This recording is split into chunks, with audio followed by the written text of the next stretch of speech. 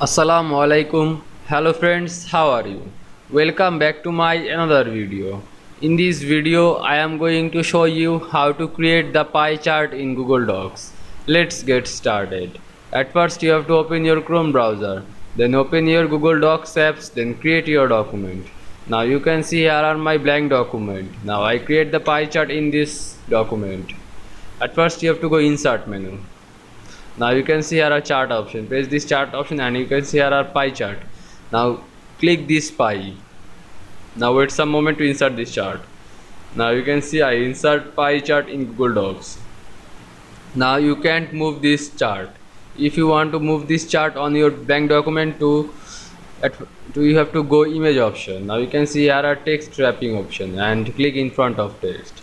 Now you can move this chart on this document. Now you can see I create the pie chart in Google Docs very easily. I hope you enjoyed my video. Please like, comment, share and subscribe my channel. Thanks for watching.